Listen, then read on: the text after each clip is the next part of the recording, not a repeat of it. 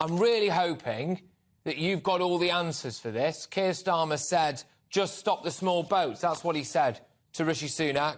How's Labour going to do that?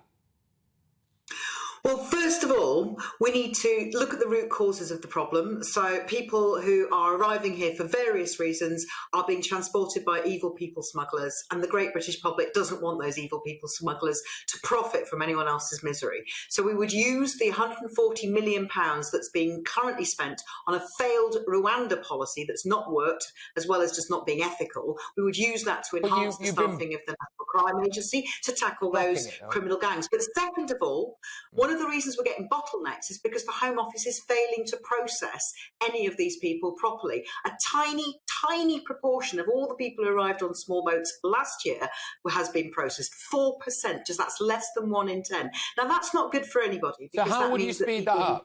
How would you speed that up? Because this is what we need to know. Because it's all very well and good saying that, but a lot of people would say, well, Labour against the Rwanda policy, that stops the deterrent. Let's be honest, there's a lot of hashtag refugees welcome in the Labour Party as well, which is a bit of an encouragement to get people over the channel. We don't seem to be too keen in the Labour Party, it would appear anyway, to do things like enact dental record checks to see if these people are children, etc. So there's a bottleneck, there is a massive bottleneck. You want the processing sped up. How do we do that? Yes. So we need to have leadership from the Home Secretary. We've had failures from successive Home Secretaries. When I was first an MP, under a Tory Home Secretary, you could get an answer from the Home Office within 24 hours about where someone was in the process, and a decision, in most cases, within 6 months. And that meant that people could be removed if they weren't entitled to be here, and would get a warm British welcome if they were. Now, we haven't got that anymore, and that's due to political leadership, a decision made by successive Home Secretaries and reinforced by the current one, not to get people processed in a timely manner. But how do you process them?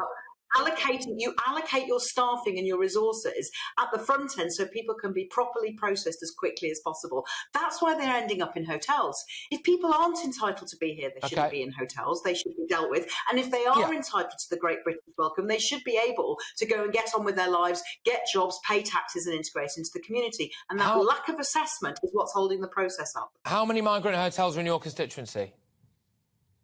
Quite a lot, actually. I've met many people who are stuck in those hotels who've been there for over a year now. And that's because, on average, people are taking more than 400 days to get processed. So, yes, I've got a lot of people living in my constituency. I have, for your information, one of the highest caseloads of immigration casework in the entire country as successive immigration ministers. Some people would say... So I do know a lot about... No, absolutely. How do you feel about the sad case of, obviously, a lot of working-class people who will have been working at those hotels who now no longer have a job? Well, that's not what I'm hearing. That's news to me if they don't have a job. So I'll tell you how it works. So staff at hotels, so for example, like various different holiday inns, for example, they get told, OK, well, unfortunately, the hotel is closing to members of the public. They no longer have a job. And then the asylum seekers come in, and then there's various different security people there who... No, that's not what's been reported to me from my patch, and I do have a lot of people living in hotels on my patch. So people, working-class people working in those hotels have not lost their jobs as a result of the asylum seekers coming in and those hotels being closed. Well, that's not the information I've had, and it's certainly not what's going on, to my knowledge, in my constituency. And I have been in touch with the people living in those hotels, with the people running those hotels, and with the council who are managing that process. I want people to get out of those hotels. I don't want us to be using them at all. It's not good for the taxpayer. It's costing millions of pounds of taxpayers' money, and frankly, people haven't got a lot of that money at the moment. And it's also not good for sorting out who should be here and who shouldn't be here.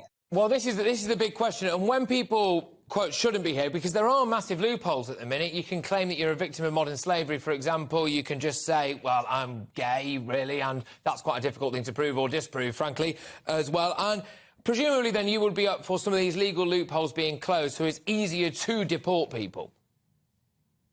What I want is for people to be processed, because actually it's not possible, and I've helped, I've looked at this process in depth. It's not possible just to say I'm gay. It's actually quite difficult.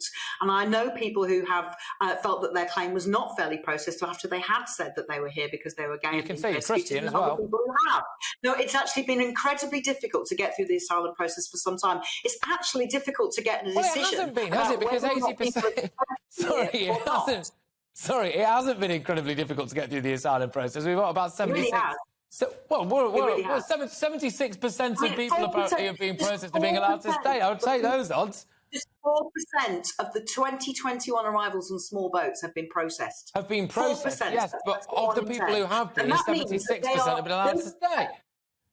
No, that means that they haven't had a decision made about whether or not they should be deported or given a Great British Welcome. They're stuck in limbo. That's not good for the taxpayer because the taxpayer's funding looking after them. Instead of allowing people who should be here to integrate, get jobs and pay their own way and deport those who shouldn't be here, we are left with a system that's created after 12 years of Tory chaos and mismanagement of this Home Office.